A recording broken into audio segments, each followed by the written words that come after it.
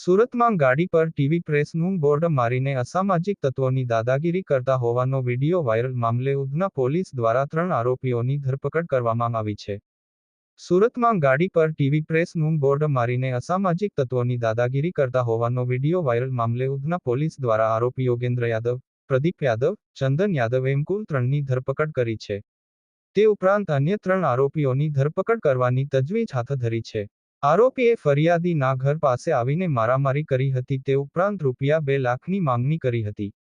તેઓ ગાડીમાં music system ચાલુ કરીને હાથમાં બોટલ લઈ જાહેરમાં ઝૂમતાનો વિડીયોમાં સોશિયલ મીડિયામાં વાયરલ થયો હતો. વિડીયો વાયરલ થયા બાદ ખુદ ઉધના પોલીસે ફરિયાદીનો સંપર્ક કર્યો હતો.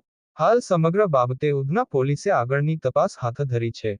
સુરતમાં ગાડી પર ટીવી પ્રેસનું બોર્ડ મારીને અસામાજિક તત્વોની દાદાગીરી કરતા હોવાનો વિડીયો વાયરલ મામલે ઉધના પોલીસ દ્વારા આરોપી યોગેન્દ્ર યાદવ, પ્રદીપ યાદવ, ચંદન યાદવ એમ કુલ 3ની ધરપકડ કરી છે. આરોપીઓ પોતાના અન્ય 3 મિત્રો જોડે ઉધના વિસ્તારમાં આવી પ્રભુનગર પાસે ફરિયાદીના ઘર પાસે હંગામા મચાવ્યો હતો, જેનો વિડીયો સોશિયલ મીડિયામાં વાયરલ થયો હતો. વિડીયોમાં સ્પષ્ટપણે જોઈ શકાય છે કે ત્રણેય આરોપીઓએ પોતાની 4 વ્હીલર ગાડીમાં આવે છે, જે ગાડી પર ટીવી પ્રેસનું બોર્ડ મારવામાં આવ્યું હતું.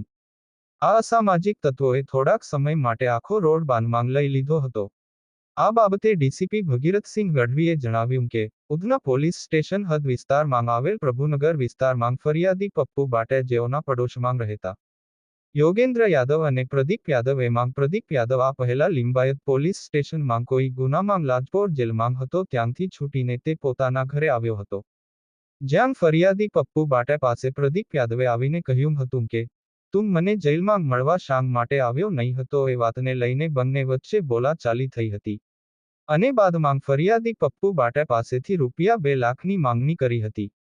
એનો ખર્ચો થયો છે, તું મને મળવા માટે આવ્યો નથી એમ કહીને ફરી જતો રહ્યો હતો અને કહ્યું કે હું 2 કલાક બાદ ફરી આવું છું.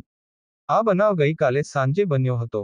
વધુમાં જણાવ્યું કે બાદમાં રાત્રે 9:30 વાગ્યાની આસપાસ આરોપી યોગેન્દ્ર યાદવ, પ્રદીપ યાદવ, ચંદન યાદવ, દયાલ સાહુ અને રવિ નામનો વ્યક્તિ જે ડ્રાઈવર છે, આ તમામ લોકો ફરિયાદી પપ્પુ બાટેની ઘર પાસે આવ્યા હતા અને તેની સાથે દાદાગીરી કરી, બોલાચાલી કરી, ₹2 લાખની માંગણી કરી મારવામાં આવ્યો હતો. જો કે આ સમગ્ર ઘટના સીસીટીવીમાં પણ કેદ થઈ ગઈ હતી. તે ઉપરાંત તેમનો વિડીયો પણ સોશિયલ મીડિયામાં વાયરલ થયો હતો. જે મામલે ખુદ ઉધના પોલીસે જ ફરિયાદીનો સંપર્ક કરીને પપ્પુને પોલીસ સ્ટેશન બોલાવી વિગતવાર ફરિયાદ લઈ આગળની કાર્યવાહી હાથ ધરી હતી. પોલીસે આ તપાસમાં મુખ્ય આરોપી યોગેન્દ્ર યાદવ, પ્રદીપ યાદવ, ચંદન યાદવની ધરપકડ કરી છે અને હાલ અન્ય 3 આરોપીઓની ધરપકડ બાકી છે. પકડાયેલા આરોપીઓ માંગથી યોગેન્દ્ર યાદવ, જેઓ પાસે સ્કોર્પિયો ગાડી છે અને તે પોતાની ગાડી ઉપર ટીવી નવ ઇન્ડિયા પ્રેસ લખીને ફરે છે, તે ખરેખર પત્રકાર છે કે નહીં તે સમગ્ર બાબતે હાલ તપાસ ચાલી રહી છે. તે ઉપરાંત પ્રદીપ યાદવ લિંબાયત વિસ્તારમાં હત્યાના મામલે તેને જેલ મોકલવામાં આવ્યો હતો, કારણ કે તેણે તેના મિત્રની હત્યા કરી હતી અને પરિવારને ફરિયાદ ન કરવા માટે દબાણ કરી રહ્યો હતો.